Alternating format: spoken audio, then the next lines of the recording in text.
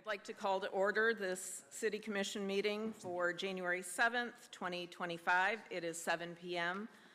Our first item of business will be the invocation, followed by the Pledge of Allegiance led by Commissioner Morris. If you'd all rise, if you can, please.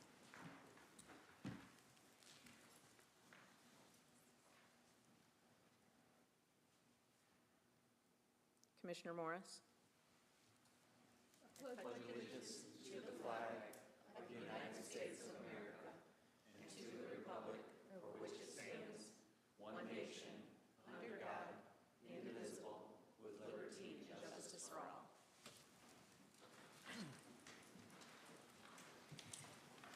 Madam Clerk, will you call the roll? Commissioner Kotsarski-Smith. Here. Commissioner Lacoste. Present. Commissioner Lant. Here. Commissioner Morris. Here. Vice Mayor Sophia. Here. Commissioner Reynolds. Present. Commissioner O'Donnell. Here. Commissioner Simmons. Here. And Mayor Banky is not available tonight. Mayor Banky had a family obligation. Our first, we have some proclamations and awards. And so while I'm headed down front, I'd like to call our firefighters up for the Firefighter Cancer Awareness Month.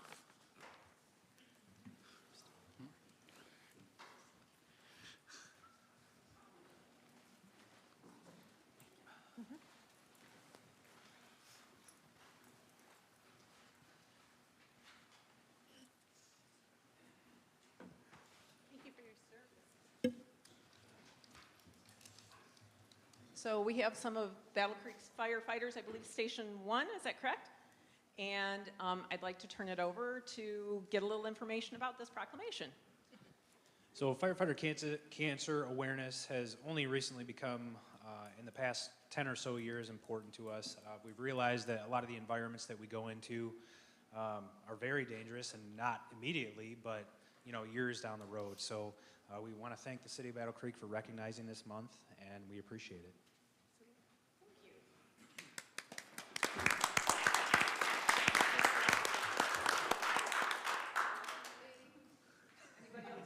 Ted's there with the camera.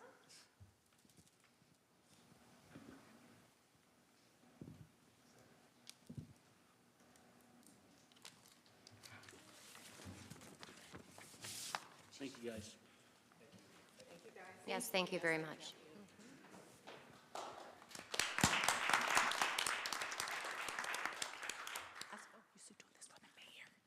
Our next proclamation is Human Trafficking Awareness Month.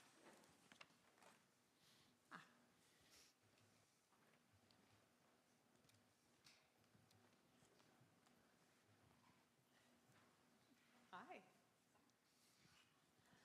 Welcome. Who would like to talk about what's going on and the importance of this proclamation? Thank you so much for having us. My name is Ellen Collier. I'm the CEO at Safe Place. I have Jessica Tapscott-Marks, who's our clinical coordinator and really runs our anti-trafficking and trafficking supportive services at Safe Place.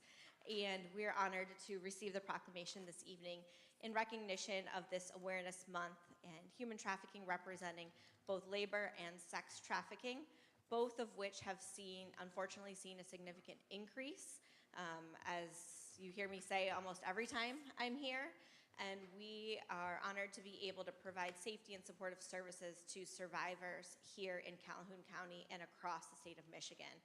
We've been able to provide services, direct supportive services, to over 50 survivors this last year, and only increasing our outreach efforts and ability to support them, including the addition of 6 new apartments on our property that will be providing more comfortable accommodations for long-term stay, which we know that survivors of trafficking really need in order to be able to work through all of their barriers and receive the support that they need. So look forward to that groundbreaking here very soon. So thank you.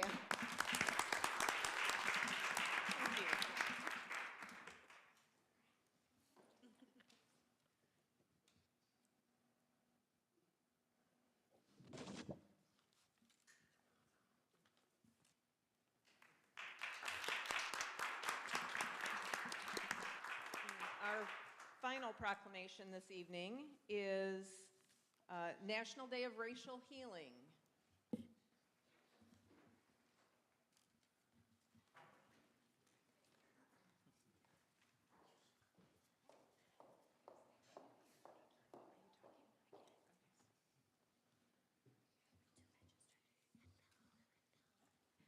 Good evening, everyone. Happy New Year's.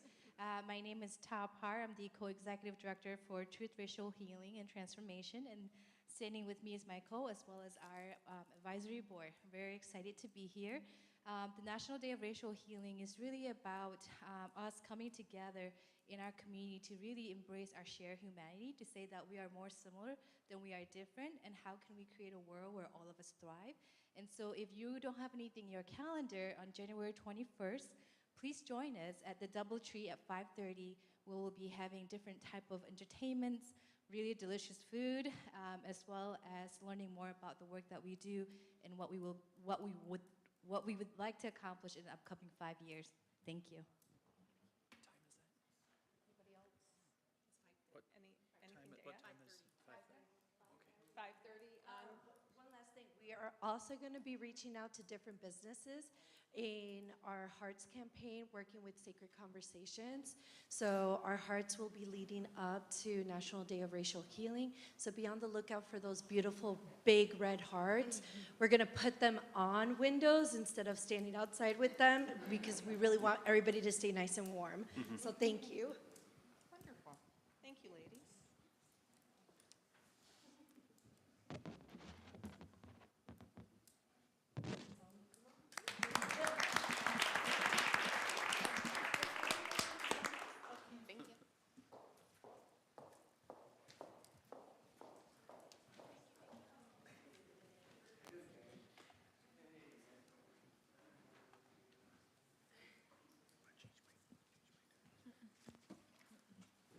Next, we have a presentation. It's our ARPA community presentation from ARC of Calhoun County.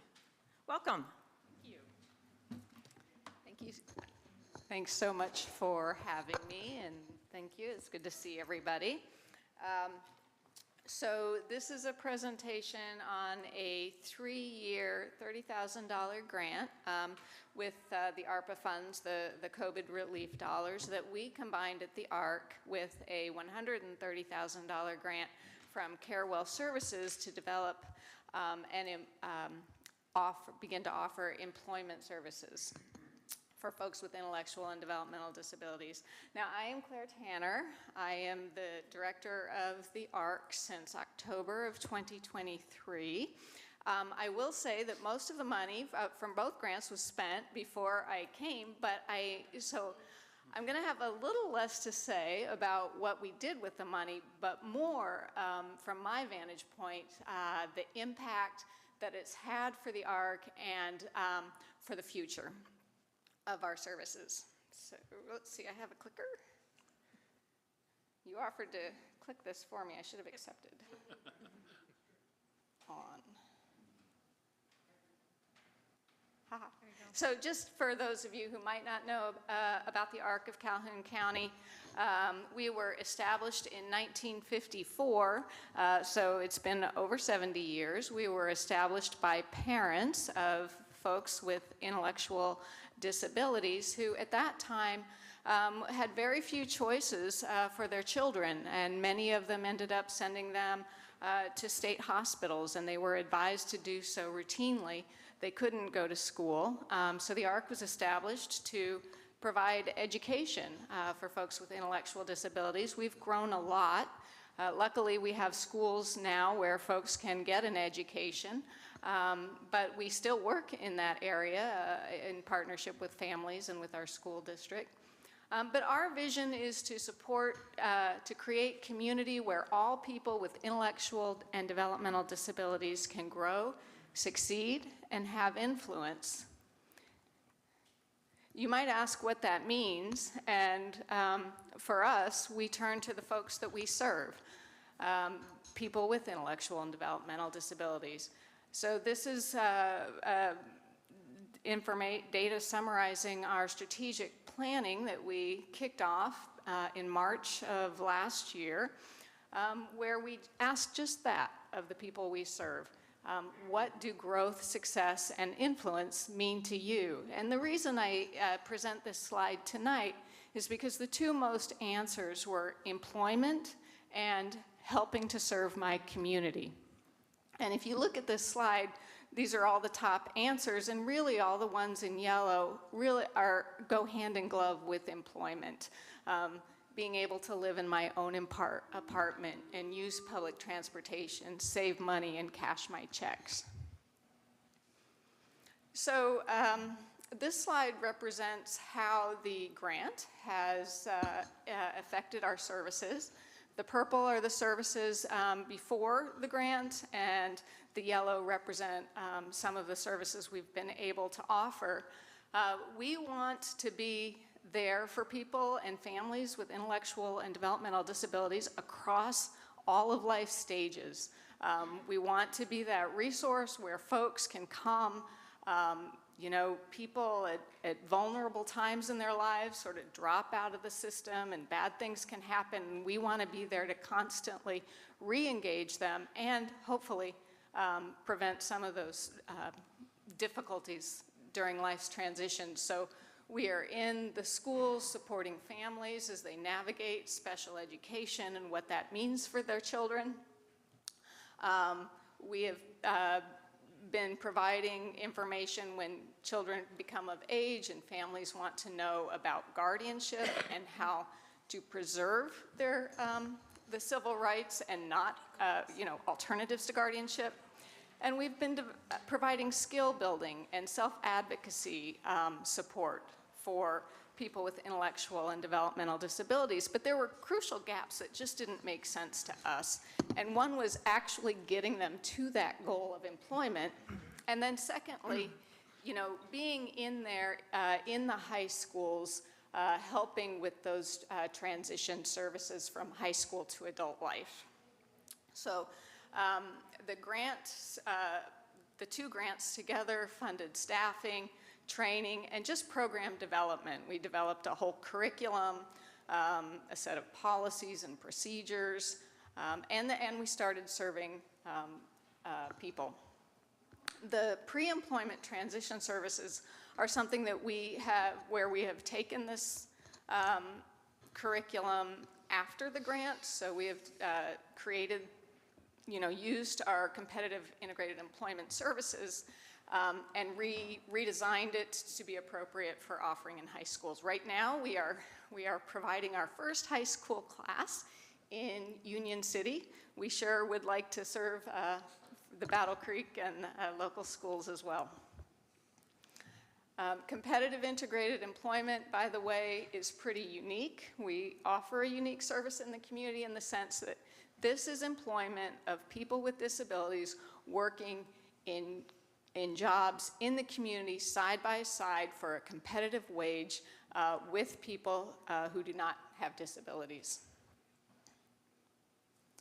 This is just for your information, some of the core content. We start out with workplace readiness and get folks on the same page about what it means to have any kind of a job, what the employment process is.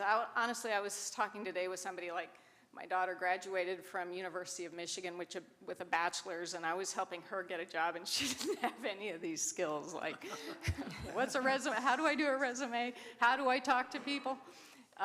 Anyway, that's part of our core content, but the whole process starts with discovery, really working with the person to understand their skills, the environments where they will succeed, the kinds of jobs, what their passions are, and then, yes, walking them through a job application, helping address barriers to employment, like how are we going to deal with transportation? What are some other issues that might prove to be a barrier?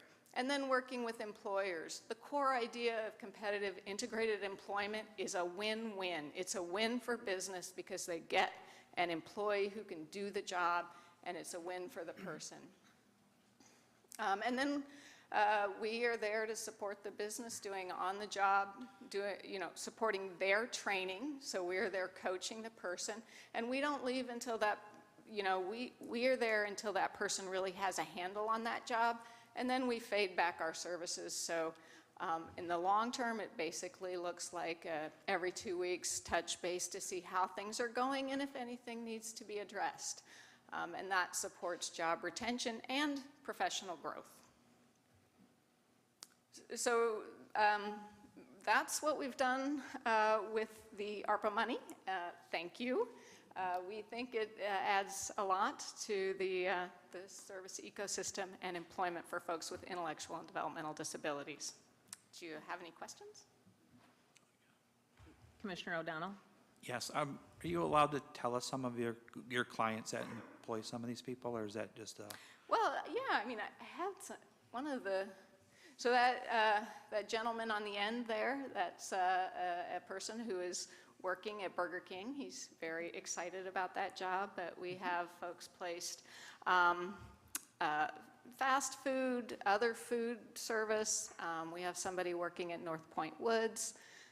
Unfortunately, we have someone working at Big Lots, which is going out of business, so we will be jumping back in to support them in transitioning to something new and better.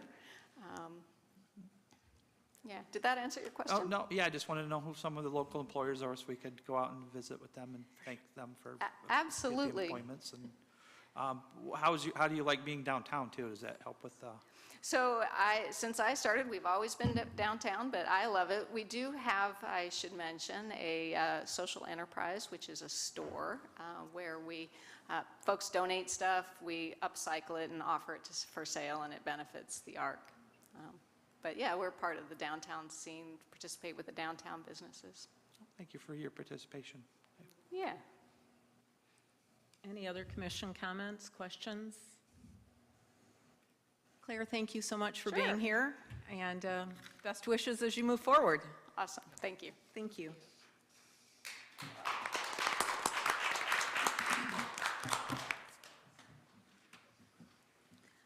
The next item on our agenda is the chair noting any added or deleted resolutions. There are none. Next item would be petitions, communications, and reports. And there were none. Okay. The next item on our agenda is public comment regarding any specific agenda item. If you would like to make public comment regarding any specific agenda item, please raise your hand and I will acknowledge you to come forward to the podium. You will have 4 minutes to make your comments. Please state your name and address before beginning your comments and indicate which agenda items you are speaking to. Are there any public comments? Seeing none? We have one. Oh, I'm sorry. John?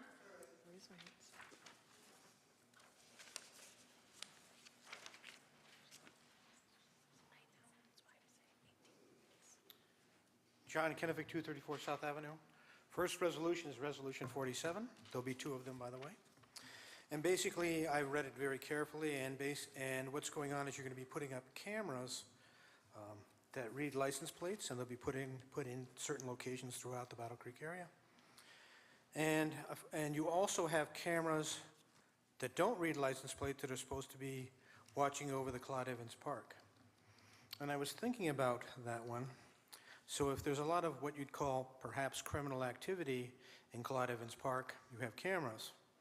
Now, somebody that's going to do something illegally there, fire gunshots off, shoot somebody, steal from somebody, probably the best thing for that criminal to do is wear a mask. Now, in this particular resolution, you have cameras that will be placed around the city of Battle Creek and can read license plates. So if I'm that criminal that's over in Claude Evans Park and I put a mask over my face, it's hard to identify me. What's stopping me, if I do something illegal, for putting a junkyard plate over my license plate so no one can read it? You could follow that license plate throughout the city of Battle Creek, and if I get outside the city of Battle Creek, I'll just remove that junkyard license plate. How will you be able to tell that I'm the one that committed that crime? Now I'm going to talk about Resolution 48.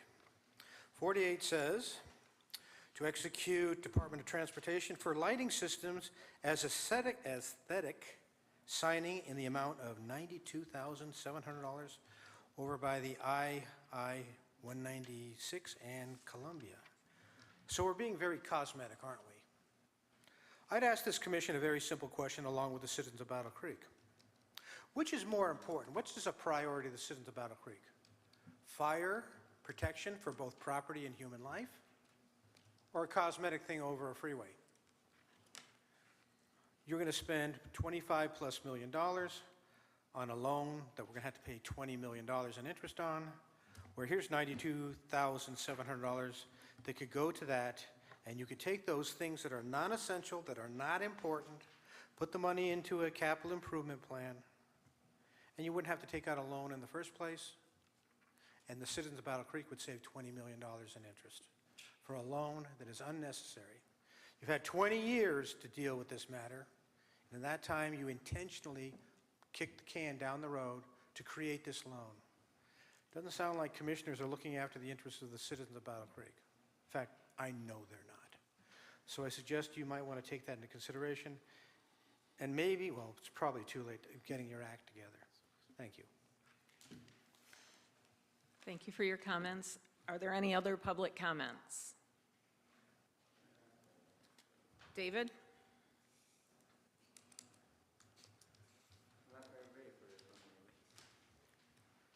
I've been saying right along that our priorities is best priority. I've been trying to say that myself up here. Pick the things that just get our worry about our necessities and our priorities first. And I'm not very prepared for this comment, so I'm going to go for that. I must remember that our priorities, our decisions that we make, is going to be a big effect on Battle Creek. So just kind of remember that. Did somebody do this? Oh, It's our clicker. Claire, is that yours? No, it's mine. It belongs to the city. Just leave it up there. It's okay. Thank you, David. Are there any other public comments? Autumn?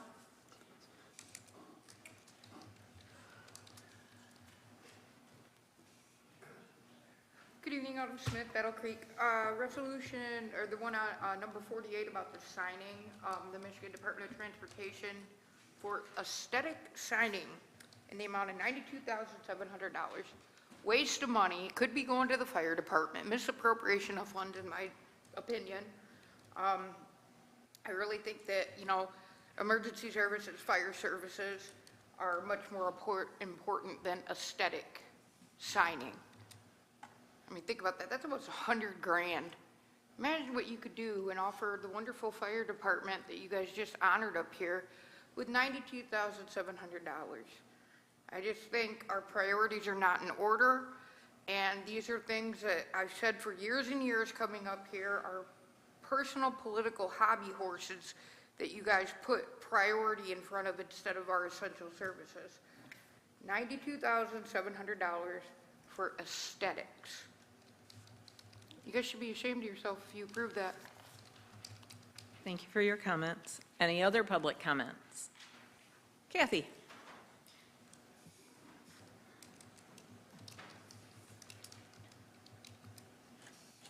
Kathy Antea, Park Ridge, Battle Creek. So you know, I typically come up here and I'm pretty positive and in support of the government for whom I voted. And I gotta tell you, what these folks have just said is a little, makes me question. Indeed, I understand lighting, and I know that we are always interested in the aesthetic, positive aesthetics for our city. And I am really curious if the commissioners might discuss it while they're working on the motion, item. Can you explain why we chose to spend the $92,000 on the lighting and the aesthetics as opposed to doing something else with it? And I'm only guessing that perhaps this is one of those kinds of dollars that are earmarked for a very specific use, because I know sometimes we can't just shuffle money from one side of the budget to the other because they're limited by a variety of legal limitations. But I got to tell you, folks that I don't normally agree with, have brought up in my mind lots of questions, and I would love to hear the commissioners discuss this as you are debating this item on the agenda. Thank you very much. Thank you for your comments. Any other public comments? Seeing none, we will move on to commission comment regarding meeting business.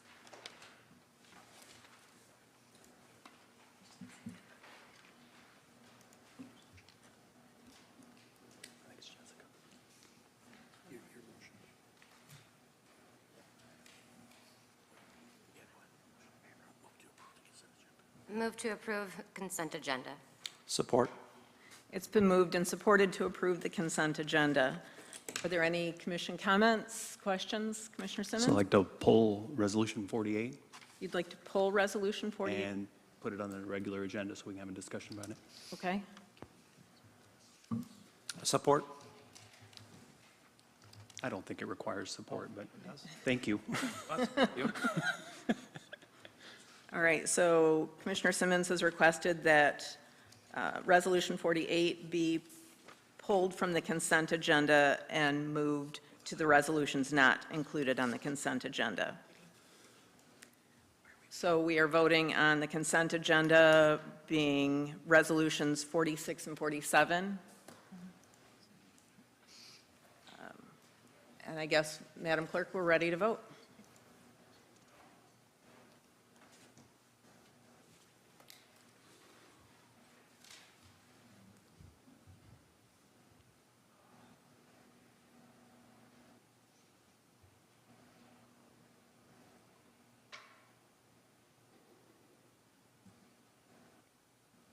Did it come up on your screens?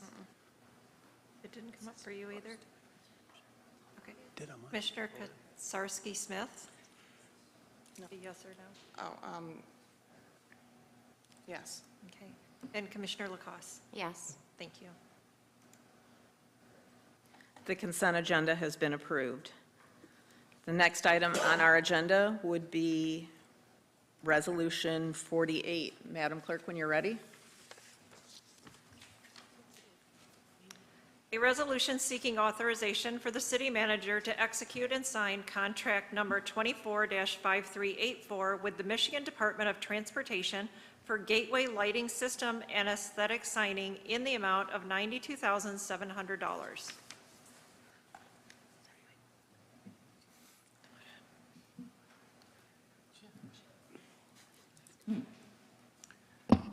Move to approve Resolution 48. Support. It's been moved and supported to approve Resolution 48. Commissioner Simmons, I guess we'll start with you since Okay. you asked. Thank you. And I had planned on, before we had a couple of comments on this, I had planned on pulling it to ask a few questions of the city manager. 2 points in particular that I have on this. When we redid the bridge at I-94 and Capitol Avenue Southwest a couple of, well, it's been a year and a half ago now, they did some aesthetic signage painted on the side of it. Looks great, except at night. The lighting, whoever did that, and I've brought it to the attention of the city manager, your predecessor, as well as the Michigan Department of Transportation, at night, the lighting on that, they have several little light bulbs, and it's like a spotlight. You can't even read it at night when you go by there. So it needs to be more diffuse so you can actually read City of Battle Creek. So before we contract with MDOT to do anything further on any of our overpasses, I'd like them to fix the one that still hasn't been fixed on that last project.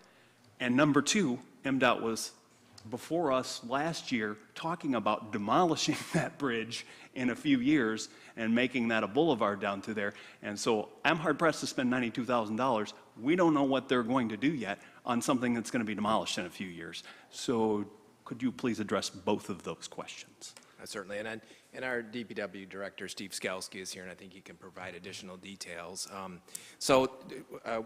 I think with regard to your first point, that's going to take a little conversation with MDOT to figure out how to best diffuse that lighting to make it a little bit more effective in terms of lighting up that sign. What's proposed here does look very similar to what's on that bridge, so we expect, I'm assuming that that's going to be pretty much a duplicate of what we're seeing on I-194. So we're going to have to talk to MDOT a little bit about that particular issue.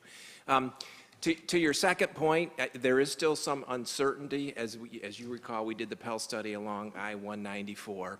The recommendation from the city was not to go to at-grade crossings, right? And so that was which doesn't necessarily obligate MDOT to that solution. Right. At this point, they don't have any funding set aside, and so this is a 10-year down the road project until such time as funding is made available, and that might accelerate that timeline. So that issue does exist. These are dollars that are restricted for a specific use. So to answer the question, I think you've heard from folks in the audience, we don't have the opportunity to use them somewhere else. They are dollars that are committed to road projects. And I guess I would invite Steve, if you've got any more background on this, to share it with the commission.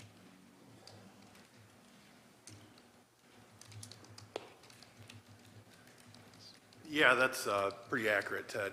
This has been in the works for several years. I know the project was initially bid a few years ago, and MDOT decided to pull it because the bids came back well over the budget for it. So they went out again this time or they're bidding the project again this time, which is why we're seeing this agreement now. The lighting is supposed to be similar to what was done on Capitol. This is the first I've heard that the lighting was not, or is not as what we'd expect it to be. I'll talk to MDOT about that. As far as the Pell study goes, that is at least 10 years out at this point in time, unless, again, some money came in magically to fund it all. It's a study that they're looking at to get on the schedule. It's something that they know they want to upgrade at some point, but they don't have money obligated for it at this time. So it's at least 10 years out. Once they find the money for it, then it would go on the schedule for a 10-year timeline of moving forward. Thank you. May I just follow up there? Thank you for that clarification. I'm going to vote no on this because I'd like to see, number one, MDOT fix what they've already done and then tell us that they would do this differently, and then maybe hopefully get a little firmer direction from them as far as if they're going to, even if it's 10 years out, spending $100,000 on something that's going to be demolished in 10 years is not a wise investment, no matter where the money comes from, whether it's the city or another pot. So. And just to clarify, too, Yeah. and I think you're aware of this, Commissioner, that this was part of a conversation a couple years ago when we were considering, and MDOT was considering redoing the Capitol Avenue Bridge over the highway, that we had a desire to have a similar type of welcome No, I'm supportive. signage. Yeah, I'm supportive of that, and I think just drive out there at night and take a look at those. You can't even read it because the light is not diffused. It's on my drive home, so I'll take a look. Okay, great. Thank you. Commissioner Morris. Thank you. So what other projects can these dollars be used for? And if we did not use the dollars for this project, what would happen to those dollars? And I can defer to Steve on that one. Yeah, this would be dedicated for roadway funds, so anything, I'd have to check and see exactly where we could move their money around to, but it would be something to do with the roadways. Thank you. Yep.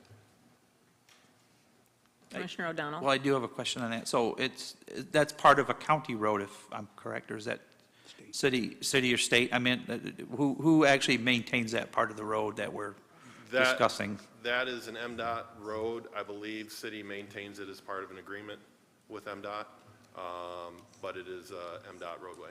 So just the confusion of the dollars, would they have to go to an MDOT project, or would it be going to a city project? It would be a Act 51 eligible city project. Okay. Just want to let people know that. Thank you. Are there any other commission comments? Okay. Thank you, Steve. Seeing none, are we ready to vote? Madam Clerk?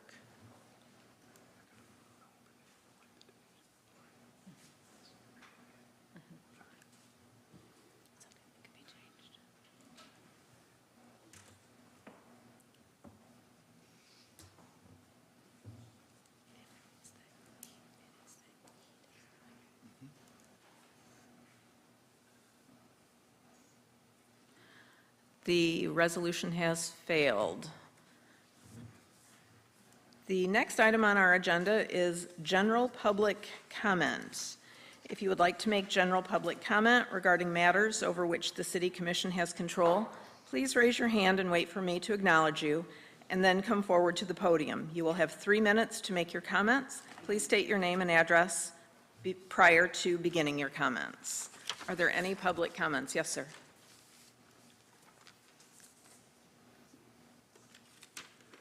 Good evening, Commission. Thank you for the opportunity. My name is Everett Morris. I live on Feld Avenue in Battle Creek. And I come to you with a submission, a question, and a request. As an avid cyclist, and I drive during the cold months, but when I'm running errands by myself, I'm strictly on bicycle. The city's bicycle infrastructure, I am requesting a great deal of revision, some changes, and I have some suggestions. Initially, north, south, east, and west from Urbandale, where I live, there are no real ways to get anywhere except for Michigan Avenue. There is no bicycle infrastructure on that street. I am requesting a couple of suggestions. One, improve and connect different areas of the linear park to where one from the north or west section of the town can actually get to the south or east without actually going on Beckley Road, Columbia, Michigan. It would be a safer route for the cyclists and something that would provide less impact to the actual traffic on the roads. I don't like the term vehicular cyclist because if you're not aware, it's the term of someone that basically on a bike has to be a car.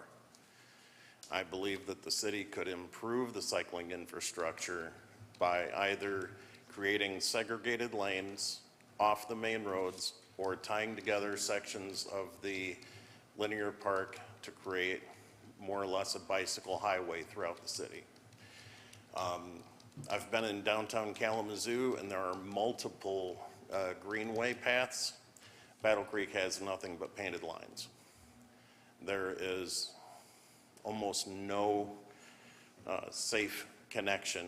If I wanted to go to the south side of town, I'm on Beckley, I'm on Helmer, the busiest roads in town.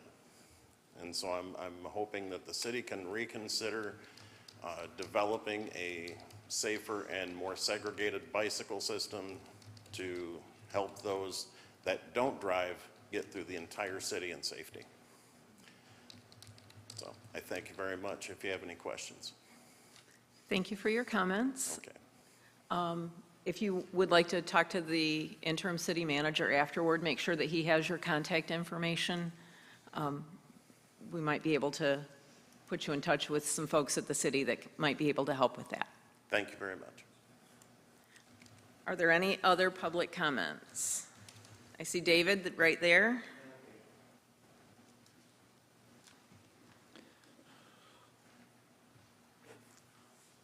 Everybody knows that Jimmy Carter died just last Sunday, and he had quite 100 years. He's done a lot in 100 years. He must have been a disciple for God, but so many things that he did. He was served in World War II in the Navy, and he was in the Navy for a number of years, and he's been a politician, owned a business, and he owned after he lost election, he lived another life. He was in humanity and all the things that he done. I compliment that man for all the great things he done. He must have been a disciple. The Lord had a plan for him. But I think he was a good president. I thought he was a good man. I think he was a good job. It was a job he done was well done. Thank you, David. Are there any other public comments? Reese, and then Joe. Good evening, Reese Atkins, 84 South 23rd Street. I just want to say welcome to the new commissioners. Ted, stepping up a little bit for a minute. I want to just thank you for the ones that I've talked to about concerns I've had. One of them was with the speeds going down the road that they go way too fast. I've talked with the police chief and the lieutenant, and they're going to pick up patrol. And we're going to look at possibly putting speed bumps, hopefully out there, to slow the traffic down. But one thing I'm glad to see the ARC here with their presentation. I also, as a lot of you know, work for the Northeast Food Pantry. And on Monday, we have 2 individuals that come in from the ARC and work at the food pantry, and they do an excellent job. You know, they are learning the job skills of working in a nonprofit organization. And it's really been a blessing to have them in, because there's times where we're shorthanded with workers, and they come in and they just pick up fairly quick, fairly easy, and they start doing stuff that our normal workers would do. So that was good to see, but thank you for all the ones that were concerned about why we weren't here. Some lovely things have happened in my life. Some bad things have happened, but thank you for allowing me to come up here and speak, and have a good night. Thank you for your comments. Joe?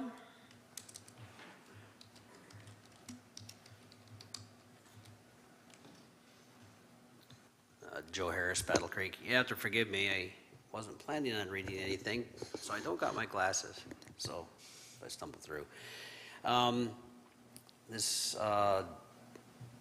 January 2nd, I went to the Emmett Township Board meeting there. They had a special meeting in regard to some water contract with Battle Creek, and I won't get into all that, but we did learn something very, very interesting about the mega site, and it was stated that the flow of water from Marshall and Battle Creek to that site is going to be a combined 5 million gallons a day. That's a lot of water. Put that in perspective, that's 35 million gallons a week. It's 140 million gallons a month. It is 1,825,000,000 gallons a year. Now here's why I'm saying this. A lot of the surrounding areas like Emmett and the like, and I think maybe even Battle Creek to an extent, were supplied by underground aquifers. I don't know what kind of effect that's going to have on them. That's a big draw. And there was an article that was put out about how many of the aquifers in Michigan are not necessarily drying up, but they're kind of in danger with their levels. I'll send that to you so you all can read it. How's that? Make it easier for you. But that's where my concern lies, is what kind of effect is this going to have on the aquifers that supply our water? That's a lot of water, if you can imagine 1.8 billion gallons a year. So just some thought, that's all I wanted to say. I'll send you all that article, so thank you. Thank you for your comments. Are there any other public comments? First Kathy, then Mary.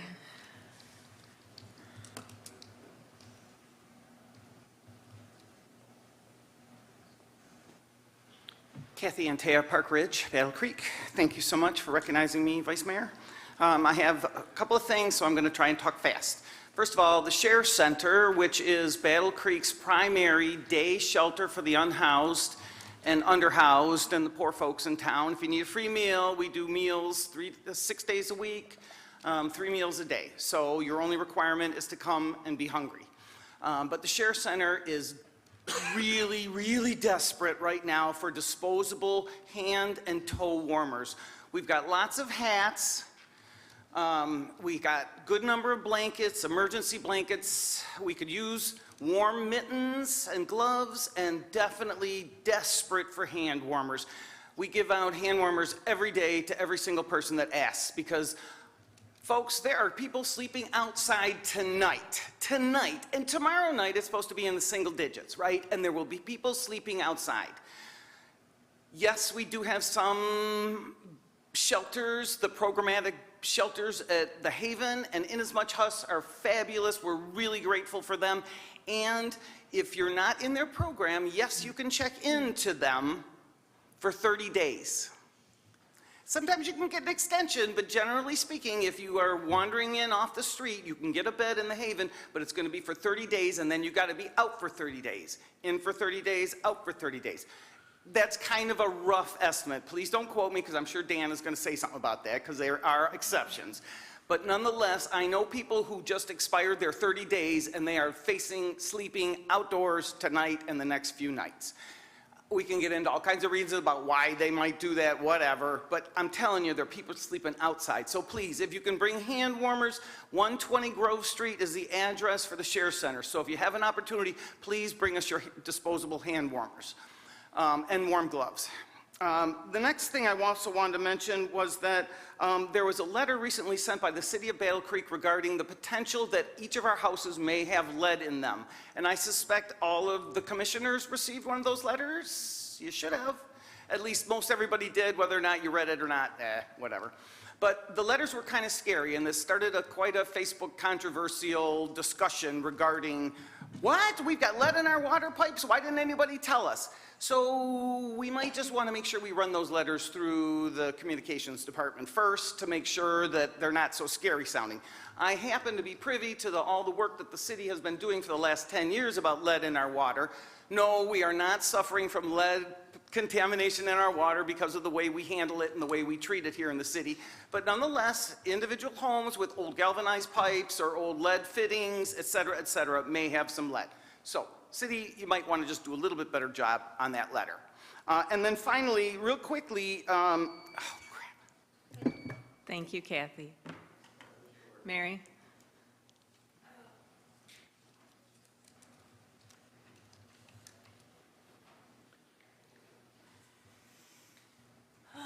Mary Bourgeois, 231 Springview. I'll do the bad one first. I live at Springview Tower, and on a routine basis, the Battle Creek Police Department are showing up.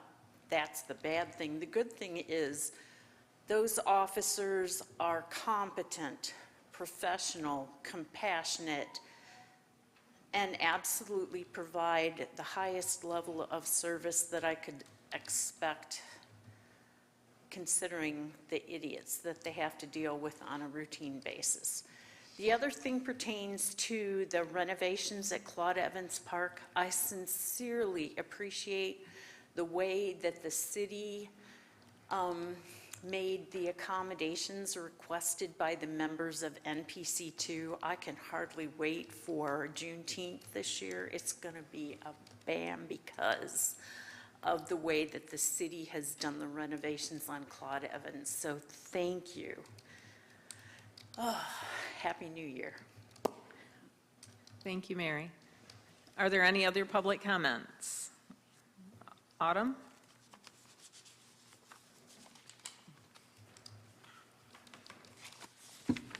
Thank you. I'm speaking about a couple things that were brought up. One, like what Dave said, we had President Carter die. He was a good man, did a lot of stuff after his presidency, not so good presidency, but he was one of the first presidents I ever met when I was 7 years old over at K-Wings Stadium and stuff, talking about Habitat for Humanity. Another thing I want to say is, a lot of times at the end of the year and the beginning of the year, people reflect back on, the top news stories and highlights and things that happened, and I wanted to name a couple top 10 moments of the 102nd Michigan legislature. One, they recognized that they did find ties to the CCP with the EV battery plants that are going on with Goshen and Cadle. So all this discussion about that being misinformation or disinformation, you could put that to bed. And another story has something to do with our former state rep that I came here and spoke over and over and over about, that Jim Hotzma enabled and covered up a sexual assault, and that made the top 10. So a few things to really be proud of, Another thing I want to say is, like what Joe said, there is concern about the water going to the CCP battery plant. Initially, it was said to be 750,000 gallons a day. Now, like you said, it's going to be a combined 5 million. And what is that going to do to us? You know, we're going to be paying for that. You know, we're already paying for all of that infrastructure out there has been done behind our backs. A lot of you have signed NDAs and done a lot of this in secrecy and stuff like that. And that's a whole nother story. Finally, another thing that I would like to say is there was concern up in, well, it was stated up in Lansing, state rep came out and said, I don't know, I can't speak. This will be a question that will have to be answered, you know, outside of here. That there is, in some communities, enough revenue coming in from the marijuana dispensaries that people could lower and or do away with their property taxes. It'd be very, very interesting to know how much money the city of Battle Creek is raking in from marijuana and how that could be, you know, levied and given a tax break to us, since you guys like to, you know, approve cost increases over and over and over again. So just wanted to bring that out there. Thank you. Thank you for your comments. Are there any other public comments? John?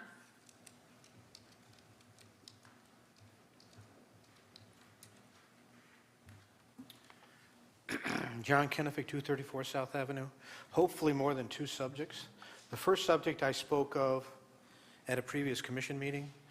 I didn't get it completed. I'm going to do that now. There was a election for TAC, the Transit Authority of Calhoun County.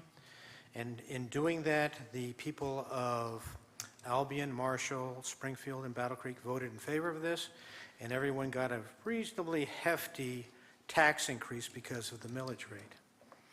63% of the people that will be paying for that will be the citizens of Battle Creek. Now, that increase is one thing. There's another increase coming your way, too. When the city assessor of Battle Creek starts to reassess upward of the new assessments for the costs of properties, you're going to get another increase, and included in that is the millage rate for the tax system. So there's your second cost increase. Third cost increase, as I spoke last time, is Myers, Aldi's, and all businesses, whether you buy food or not, or have some sort of service in the city of Battle Creek, their property taxes went up. So when you get a bill for fixing your car or buying gasoline or something of that nature, expect that to go up just because of TAC. Kamala Harris said that there's a lot of gouging in food. The people that voted for the TAC have created that gouging. Second subject, this is an update. As of 2024, completed that time, I have the state income tax 1040. And I'd spoken with two commissioners at several commission meetings ago and explaining how the government of Battle Creek taxes the food people in Battle Creek eat. And I was hoping that they'd understand that. But I only used the 1040 from the federal 1040 from 1987 before they changed it, so you could actually physically see the change of what we're being taxed for. This form here for 2024 is the state form, and it's good to know that you will be taxed, the citizens of Battle Creek will be taxed approximately $2,250,000 that they are not supposed to be taxed for, which they are not taxed by federal level, are not taxed by the state level, but the city of Battle Creek will be taking in $2,250,000 when we fill out our tax forms. That's where they tax us. And just to give you a historic note, 7 days ago was the first day of 2025. Every single federal tax-paying citizen, if you pay taxes to the federal government, you owe right now $2,250,000 per citizen. That's how much debt they put us in. Well, nothing like being taxed, isn't it? And being taxed by our governments. Thank you. Thank you for your comments. Are there any other public comments? Seeing none, are there any commission comments? Commissioner O'Donnell? Hey, thank you, Vice Mayor. Just want to say glad to see some new faces this evening coming down to speak, and everyone else that's come down here and allowed us to hear your comments. I just want to wish you all a Happy New Year, and let's keep the city going. And I want to say the firefighters' health support is very important. What they do for our community and for our safety is, and I just totally support that we now start honoring their month for them for these cancer things. And then the human trafficking really gets to me. I just want all the citizens to understand that it's not just sexual human trafficking, it's working human trafficking. And I've seen lots of, reading lots of things and seen lots of things lately that just, it's unbelievable the torment that these people get put through and the torture that they get put through. If you see it, please report it. I just can't say any more than that. And I don't want to end in a bad note on that. So I would like to say, hopefully everyone can attend that racial healing event coming up on the 21st. So have a good evening. Is there any other commission comments? With no other business, we are adjourned.